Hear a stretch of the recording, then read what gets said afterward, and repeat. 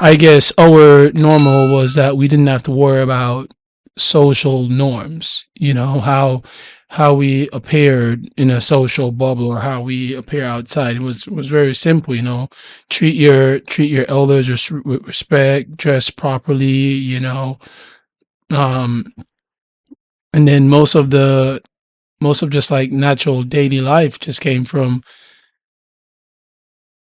just outside playing and climbing trees, Right. but then like shift that 16 years later, right? I'm in America, and it's just like to get somewhere, it's a little bit harder, Right. and but then you could also attribute that to the fact that you go from 2 million people to 310 People. million people.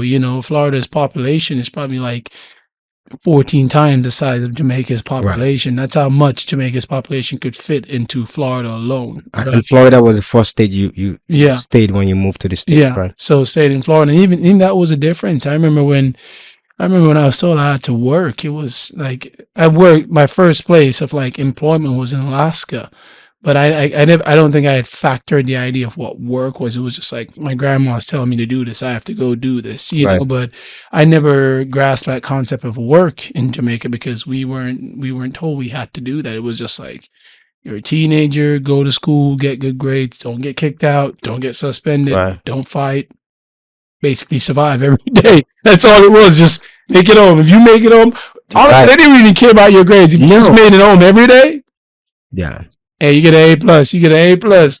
And I think that's what I meant by free. It's the Yeah. fact that, like you said, it's like people are working, but we see work more for like adults, right? Yeah. I mean, if you're in America, someone is telling you need to work at McDonald's, you need to Yeah. have work experience. We Yeah. don't have that. Like Yeah. your aunts and your uncle, everybody just take care of Yeah. you, and you're allowed to be kid. You're a kid. You just allow you're kind of sheltered a little bit, hmm which I think kind of helps us to kind of just enjoy being kids, like Yeah. just being a normal kid. Because I see that a lot. Like I would go to the gym and like this 17-year-old like kids would come up to me in the gym, and I mean the things they talk about that they want to do. It's Yeah. really beautiful. I like that they're so aware, but I'm just like Yeah. you're 17, Probably information overload, over right? too Yeah. much. Not even. Not. They're not.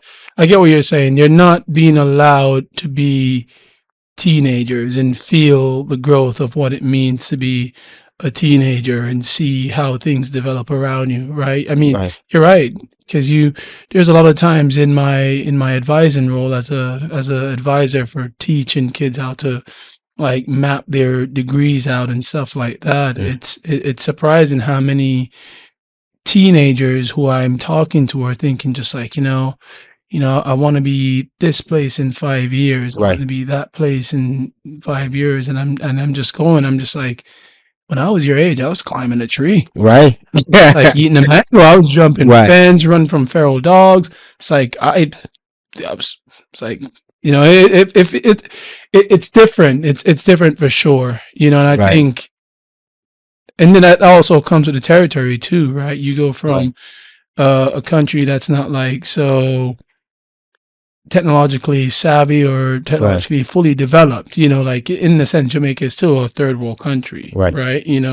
Not everybody in every household, like majority of American households, you could say have a connection to the internet. I can't right, tell you what that is, whether via they have Wi-Fi hotspot or Wi-Fi hotspot, I mean, or they have tablets or even just their mobile phones, but right, almost every household um in Jamaica wouldn't have that luxury in a right. sense, And I